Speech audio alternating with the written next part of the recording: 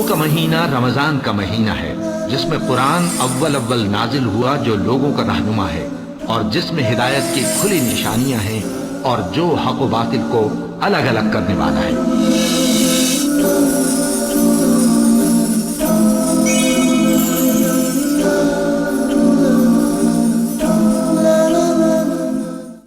इन्नल हम्दुलिल्लाहि नहमदुहु व नस्तईनुहु मय यहदिहिल्लाहु फला मुज़िल्ल लहु व मय युज़लिल फला हादिय लहु व अशहदु अन ला इलाहा इल्लल्लाहु वहदहु ला शरीका लहु व अन्न मुहम्मदन अब्दुहु व रसूलुहु या अय्युहल्लज़ीना आमनुत्तक़ुल्लाह हक़्क़ तुक़ातिह व ला तमूतुन्ना इल्ला व अन्तुम मुस्लिमून या अय्युहन्नासु इत्तक़ू रब्बकुमुल्लज़ी ख़लक़कुम मिन नफ़्सिन वाहिदह व ख़लक़ मिनहा ज़ौजहा व बस्स मिनहुमा रिजालन कसीरन व निसाअ वत्तक़ुल्लाह अल्लज़ी तसाअलून बिही वल अर्हाम इन्नल्लाह कान अलैकुम रक़ीबा या अय्युहल्लज़ीना आमनुत्तक़ुल्लाह व क़ूलू क़ौलन सदीदा युस्लिह लकुम अअमालकुम व यग़फ़िर लकुम ज़ुनूबकुम व मन युतिइल्लाह व रसूलहु फ़क़द फ़ाज़ फ़ौज़न अज़ीमा अम्मा बअद फ़इन्न ख़ैरल हदीस किताबुल्लाह व ख़ैरल हदी हदी मुहम्मदिन सल्लल्लाहु अलैहि वसल्लम व शर्रल उमूरि मुहदसातुहा व कुल्लु मुहदसतिन बिदअह व कुल्लु बिदअतिन ज़लालह व कुल्लु ज़लालतिन फ़िन्नार। मोहतरम नाज़रीन, अस्सलामु अलैकुम वरहमतुल्लाहि वबरकातुहू। पीस टीवी उर्दू की तरफ से हम आपकी खिदमत में माह रमज़ान की मुनासिबत से एक नए प्रोग्राम का सिलसिला लेकर हाजिर हुए हैं, वो है फ़ज़ाइल रमज़ान।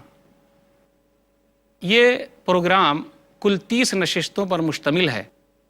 इंशाअल्लाह इसमें बातें कुरान और सही अहादीस की रोशनी में बयान की जाएंगी।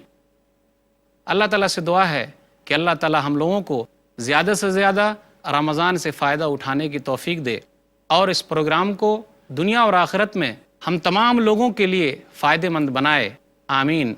मोहतरम नाज़रीन, तो आज पहली नशिस्त है, मौजू है रमज़ान का इस्तक़बाल कैसे करें।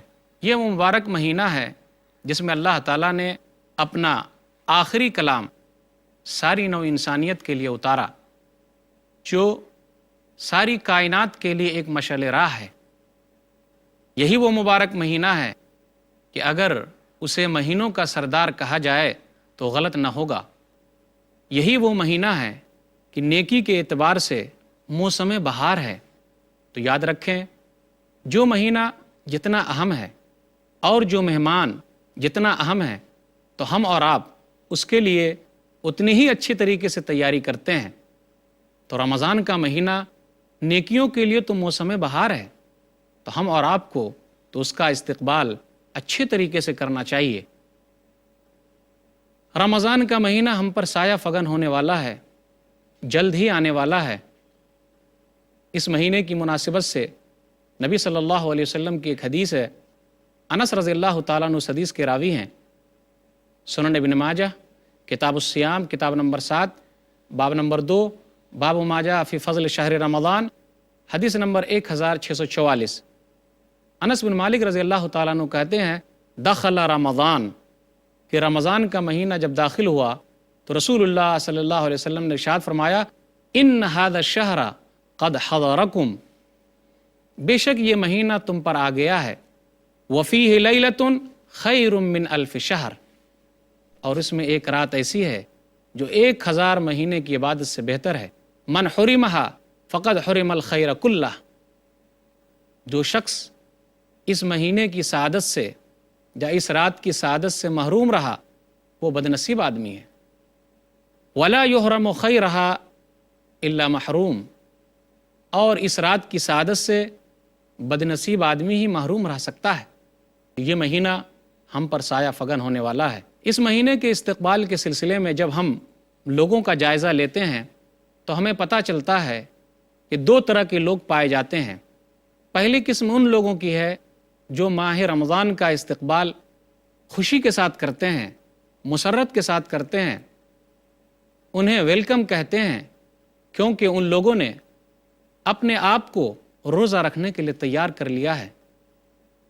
वो रमज़ान की तमाम तकलीफ़ें बर्दाश्त करने के लिए तैयार हैं। वो ये अच्छी तरीके से जानते हैं कि अगर हम यहाँ की तकलीफ़ बर्दाश्त करेंगे तो अल्लाह ताला इसके बदले में जन्नत में हमारे लिए बहुत सारे इनामात रखे हैं। ये लोग अच्छी तरीके से तैयारी करते हैं और पहले ही से रोज़ा रखने के लिए तैयार हो जाते हैं। وہ ہر طرح کی تیاری سے اپنے آپ کو مزین کر لیتے ہیں اور ماہ رمضان کا استقبال کرتے ہیں۔ گویا کہ آنے والا مہمان ان کے نزدیک کافی اہم ہے، اور جو مہمان جتنا اہم ہوتا ہے لوگ اس کا استقبال اسی طریقے سے کرتے ہیں۔ ماہ رمضان کے استقبال کے تعلق سے لوگوں کی ایک دوسری قسم ہے جو رمضان کا مہینہ آتے ہی پریشان ہو جاتے ہیں۔ وہ دن اور رات کو گنتے رہتے ہیں کہ کب یہ مہینہ ختم ہوگا تاکہ ہمیں دن میں آسانی کے ساتھ کھانے پینے کی مہلت ملے گی۔ وہ شمار کرتے رہتے ہیں کہ یہ مہینہ کب ختم ہوگا۔ وہ اس مہینے کو اپنے لیے بوجھ سمجھتے ہیں، کیونکہ یہ مہینہ آ گیا تب انہیں آزادی نہیں ہے کہ دن میں ادھر سے ادھر کچھ کر سکیں۔ یہ لوگ کھلے طور پر بہت ساری چیز کرنا چاہتے ہیں، لیکن رمضان کے مہینہ آتے ہی ان کی تمام آرزوؤں پر پانی پھر جاتا ہے۔ یہ لوگ چھپ چھپا کر کھانا چاہتے ہیں، آرام سے کھاتے پیتے رہتے ہیں۔ بہت سارے لوگوں کو آپ نے دیکھا ہوگا کہ یہ لوگ دن میں کس طریقے سے چھپ چھپا کر کھا رہے ہیں۔ بہت سارے مسلم ہوٹلوں کو آپ دیکھیے کہ دن میں ان میں پردے لگا دیے گئے ہیں۔ اللہ سے پردہ نہیں، لیکن انسانوں سے پردہ ہے۔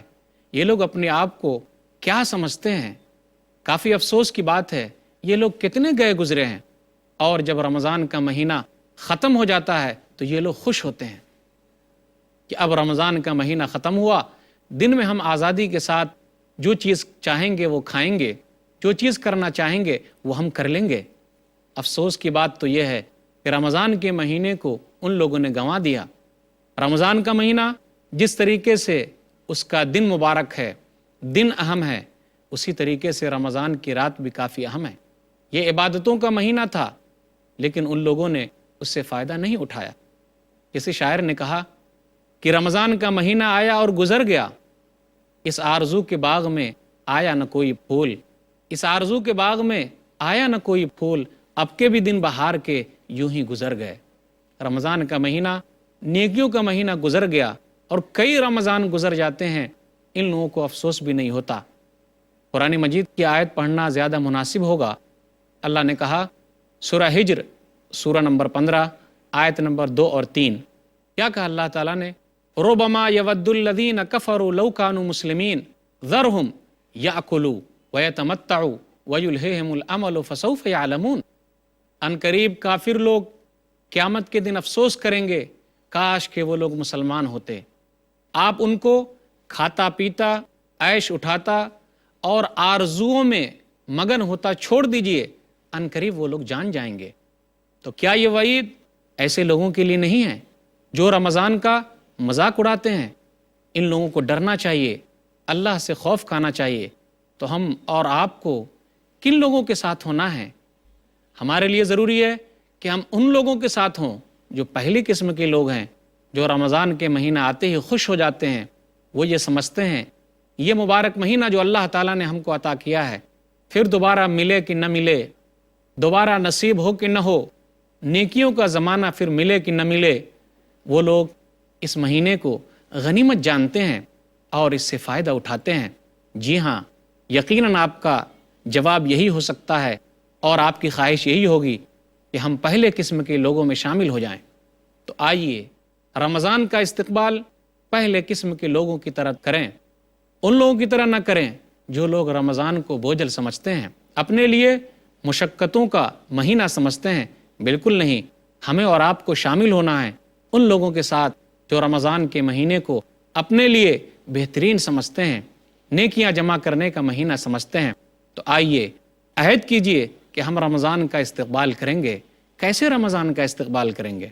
ہمارے اور آپ کے لیے ضروری ہے کہ ہم لوگ رمضان کا استقبال کریں توبہ استغفار کے ساتھ، کہ اللہ کے سامنے گڑ گڑائیں، روئیں، اتنے گناہ ہم نے کیے ہیں، کتنے گناہ ہم سے سرزد ہوئے ہیں۔ اللہ تعالیٰ سے دعا کریں کہ اللہ تعالیٰ ہمارے تمام گناہوں کو معاف فرمائے۔ کیوں؟ اس لیے کہ رمضان کا مہینہ جو ملا ہے تاکہ ہم اچھے طریقے سے نیکیاں جمع کر سکیں۔ اللہ نے توبہ کے تعلق سے کہا، توبہ کی بڑی فضیلت ہے، جو لوگ توبہ استغفار کرتے ہیں وہ لوگ کامیاب آدمی ہیں۔ سورہ نور سورہ نمبر 24 آیت نمبر 31 اللہ نے کہا وَتُوبُوا إِلَى اللَّهِ جَمِيعًا أَيُّهَا الْمُؤْمِنُونَ لَعَلَّكُمْ تُفْلِحُونَ۔ تم تمام کے تمام توبہ استغفار کرو، اے مومنو شاید کہ تم کامیاب ہو جاؤ۔ تو آئیے عہد کیجئے، رمضان کا مہینہ آنے والا ہے، سایہ فگن ہونے والا ہے، اپنے گناہوں سے توبہ استغفار کر لیں، اور یاد رکھیے توبہ بھی سچی توبہ ہونی چاہیے۔ اللہ نے کہا سورہ تحریم سورہ نمبر 66 آیت نمبر 8، یا ایھا الذین آمنوا توبوا الی اللہ توبۃ نصوحا، اے ایمان والو تم تمام کے تمام اللہ کی طرف سچی توبہ کرو، پکی توبہ کرو، توبۃ نصوح کرو۔ سچی توبہ کیا ہے؟ پکی توبہ کیا ہے؟ توبۃ نصوح کیا ہے؟ آدمی اپنے گناہ کو چھوڑ دے، آئندہ نہ کرنے کا عزم کرے، پھر اسی طریقے سے جو گناہ ہوا ہے اس پر نادم ہو، افسردہ ہو، غمگین ہو کہ ہائے میں نے گناہ کیا۔ یہ موقع اچھا ہے کہ ہم گناہوں کو چھوڑ دیں اور نیکیاں اپنے لیے جمع کر لیں۔ اگر کسی کا حق ہم نے لیا ہے، کسی کا مال ہم نے ہڑپ کر لیا ہے، تو ہمارے لیے ضروری ہے کہ ہم یہ مال ان تک پہنچا دیں۔ سچی توبہ تو یہ ہے۔ تو آئیے رمضان کا استقبال کیجئے کہ اپنے تمام گناہوں کے ساتھ اللہ کے دربار میں حاضر ہوئیے کہ اے اللہ یہ گناہ ہے، تو ہی بخشنے والا ہے، تو ہی رحم کرنے والا ہے۔ ہم سب کے لیے ضروری ہے کہ ہم اللہ کے دربار میں تمام گناہوں کی توبہ کے ساتھ آئیں اور رمضان کا استقبال کریں۔ ہمارے لیے ضروری ہے کہ ہم رمضان کا استقبال کریں اس طریقے سے کہ ہم زیادہ سے زیادہ وقت قرآن کی تلاوت میں لگائیں گے، ذکر و اذکار میں لگائیں گے، خالی وقت کو جانے نہیں دیں گے، اپنے وقت کو برباد نہیں کریں گے، بلکہ اس وقت کو اللہ کے لیے لگائیں گے، قرآن میں لگائیں گے، ذکر و اذکار میں لگائیں گے۔ یاد رکھیے جو وقت ہم کو ملا ہوا ہے اگر ہم اس سے فائدہ نہیں اٹھاتے تو ہم سے بڑا بد نصیب کوئی نہیں ہو سکتا ہے۔ یاد رکھیے گیا وقت پھر کبھی ہاتھ نہیں آتا۔ یاد رکھیے الوقت کالسیف ان لم تقطعہ یقطعک، وقت جو ہے وہ تلوار کی طرح ہے، اگر تم اس کا استعمال نہیں کرو گے تو وہ تمہیں کاٹ دے گی، ہمارا نقصان ہوگا۔ یاد رکھیے وقت کی بڑی اہمیت ہے۔ عقل مند آدمی وہ ہے جو نیکی کا زمانہ پایا ہے اور اس وقت کو پایا ہے، اس کو استعمال کر رہا ہے۔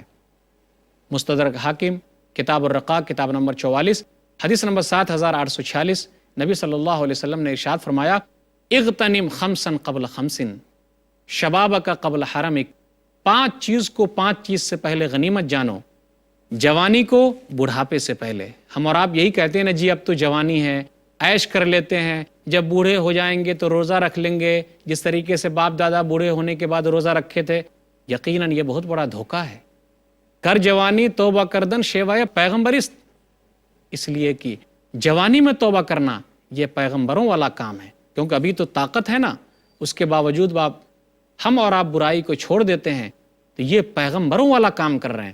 تو یاد رکھیے 5 چیز کو 5 چیز سے پہلے غنیمت جاننا ہے۔ اغتنم خمسا قبل خمس شبابک قبل حرمک، جوانی کو غنیمت جانو بڑھاپے سے پہلے۔ کب بڑھاپا آ جائے اور آدمی کو نیکی کرنے کا موقع نہ ملے، وصحتک قبل سقمک، اور اللہ تعالیٰ نے صحت دی ہے اس کا فائدہ اٹھا لیجئے، نیکیاں جمع کر لیجئے، نہ جانے کب بیمار پڑ جائیں۔ وغناءک قبل فقرک، اور اللہ تعالیٰ نے مالدار بنایا ہے، نیکیاں جمع کرنے کا مہینہ آ رہا ہے، صدقہ و خیرات جمع کرنے کا مہینہ آ رہا ہے، اللہ کے راستے میں صدقہ و خیرات کریں، فائدہ اٹھا لیں، نہ جانے کب غریب ہو جائے۔ نبی صلی اللہ علیہ وسلم نے ارشاد فرمایا اغتنم خمسا قبل خمس شبابک قبل حرمک وصحتک قبل سقمک وغناءک قبل فقرک وفراغک قبل شغلک، اور کہا خالی وقت جو اللہ نے نصیب کیا ہے، ہم کو دیا ہے، فائدہ اٹھا لیں، نہ جانے ہم کب مشغول ہو جائیں۔ اور اخیر میں کہا وحیاتک قبل موتک، اللہ تعالیٰ نے جو زندگی دی ہے اس کا فائدہ اٹھا لیں، نہ جانے کب ہماری موت آ جائے۔ افسوس کی بات ہے ہم اور آپ 2 چیز میں دھوکہ کھائے ہوئے ہیں، یقیناً دھوکہ کھائے ہوئے ہیں۔ اتنا عام مہینہ آنے والا ہے، لیکن کیا ہم اور آپ اس کے لیے تیاری کریں گے؟ صحیح بخاری کتاب الرقاق کتاب نمبر 81 حدیث نمبر 6412، عبداللہ بن عباس رضی اللہ تعالیٰ عنہ اس حدیث کے راوی ہیں۔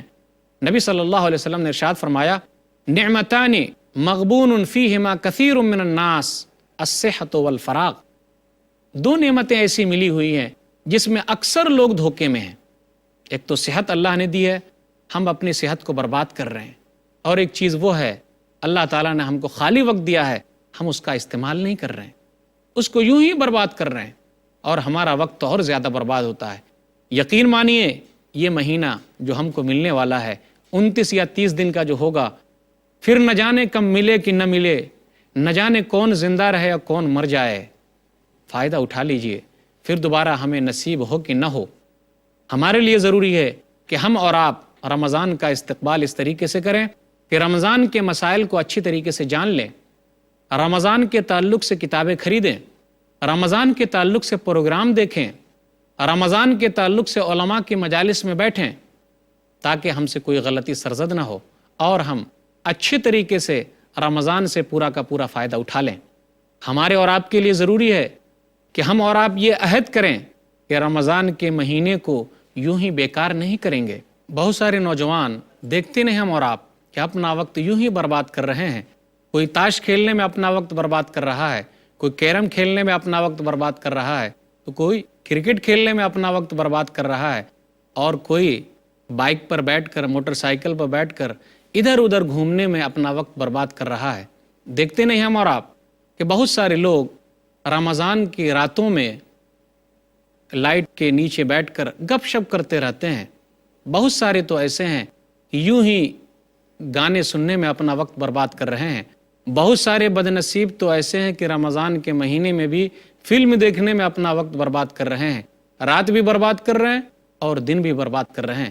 جی ہاں، ہم اور آپ کو ایسا نہیں کرنا ہے، رمضان کا استقبال اس طریقے سے نہیں کرنی ہے، بلکہ رمضان کا استقبال تو اس عہد کے ساتھ کرنا ہے کہ جی ہم اپنا پورا وقت اللہ کی عبادت میں لگائیں گے، ذکر و اذکار میں لگائیں گے، قرآن کی تلاوت میں لگائیں گے، اور اپنا وقت ہم برباد نہیں کریں گے۔